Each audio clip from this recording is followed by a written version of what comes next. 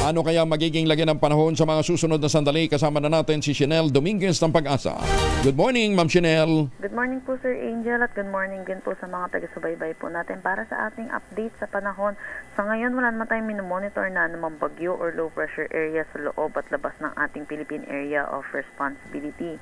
Pero wala rin tayong inaasahan ng mga pag-ulan at easterlies po or yung mainit at maalinsangan na hangin na gagaling sa dagat Pasipiko ang umiiral dito po sa buong bansa natin. Ito rin po yung magdadala ng mainit at maalinsangan na panahon po natin ngayong araw at meron po mga panandaliang pag-ulan. Dulot naman po ito ng mga localized thunderstorm at ito po yung magaganap madalas sa hapon at sa gabi.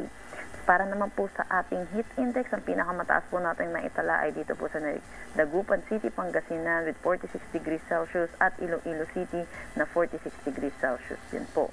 Para naman sa ating forecast ngayong araw na heat index, ang possible na pinakamataas po natin ay 44 degrees Celsius at ang dito sa Metro Manila ay 40 to 41 degrees Celsius.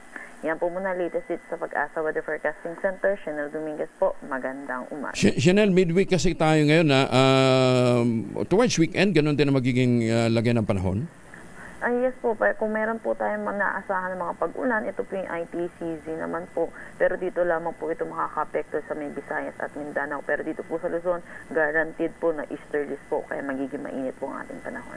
Oh, okay. So dapat talaga, yung mga magsiswimming ha, magbaon ho kayo. At saka, yung palang paglalagay, Ma'am Shanelle, ng sunblock, or at least mga 30 minutes. Ha? Yes po. Oo, matagal pala. Para kinakailangan, tumalab muna sa ating system, sa ating balat, yung sunblock, ha? Yes Hindi yung pagka-sunblock mo, lublub ka na kagad sa tubig. Yes po. Lalo kang masusunog dyan. Ma'am Shanelle, maraming salamat. Magandang umaga. Po. Thank you. Si Shanelle Dominguez mula po sa Pag-asa.